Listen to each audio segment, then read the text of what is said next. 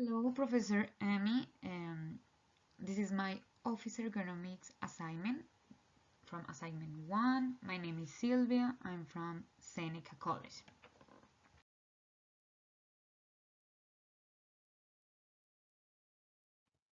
So today I'm going to explain the job analysis of the Human Resource Office.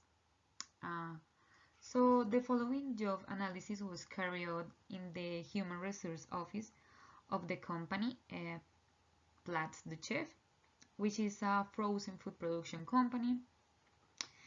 And the checklist and evaluation was made to the human resource assistant named Jimena Moreno. So she does the following tasks every day, activities or tasks. So she does answer emails, archive documents, management of Microsoft Office programs, attend meetings, train staff, call workers, make reports, print, scan, and copy documents. So these are the three workstations checklists that I made or I used. All three were very helpful in identifying different areas of concerns in Jimena's workplace. So the first one checklist that I did was display screen equipment, DSE. So the second one was Office Ergonomic checklist from Occupational Health Clinics for Ontario Workers, and the last one was MSD, Musculoskeletal Disorders Hazard Identification. So I found three areas of concern that can lead to long-term injury for the worker, for Jimena. So the first one was the keyboard. So the keyboard does not have a stand, the keyboard cannot be adjusted, and the keyboard is in the wrong location. So this means that the keyboard does not have a support or tray and cannot be adjusted. It's also on top of the desk. So that is the wrong location. So the second one was the mouse. The mouse is located in front of the worker.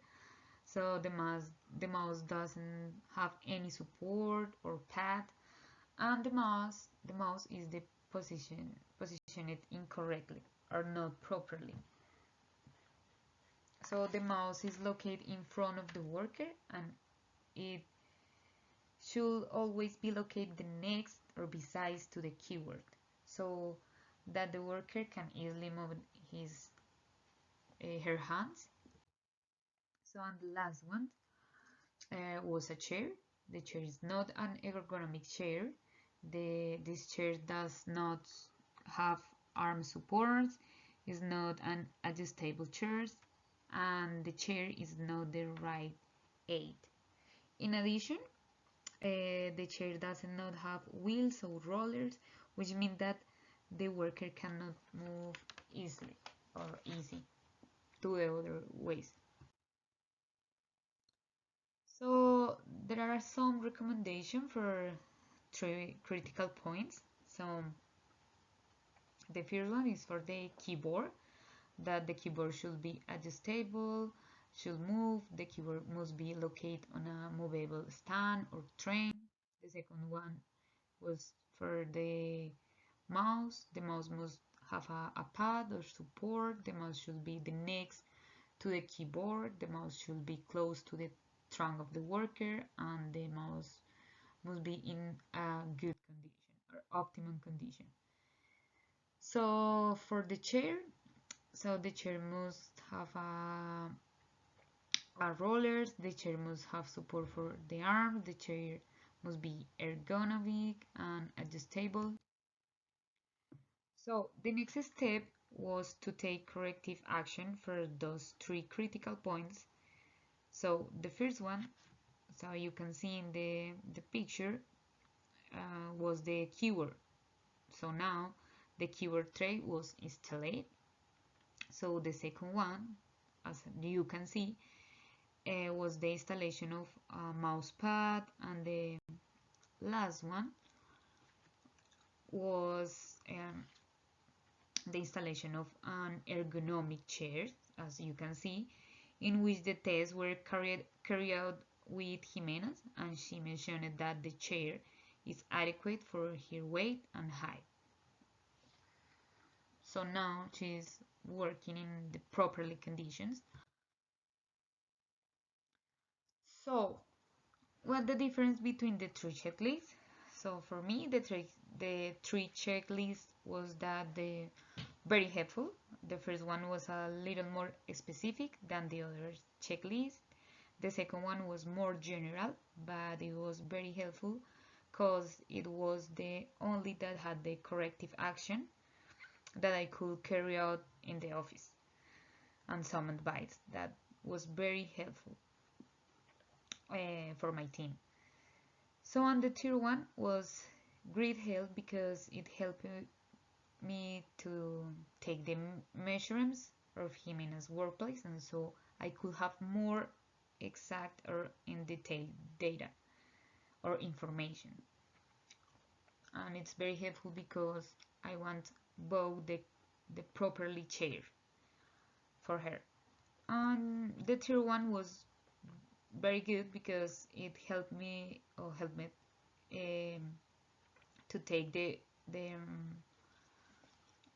the corrective action too. So uh, it was a little bit challenging since I thought that Jimena has several critical points and inconsistencies in her workplace, and also it was difficult to find the elements or that served as a corrective actions. And for me, this activity is of great help for my professional area because I can use this evaluation or task to carry out tests in the workplace or workplace analysis in the office to know how to work properly. So, and many times the workers think that the only jobs that can cause injuries are those that require force, or for example in construction or a manufacturing company like operators, but also the jobs that is done in the office has risk. So it's all for today. Thank you, Professor, for your attention. If you have any question, feel free to ask me.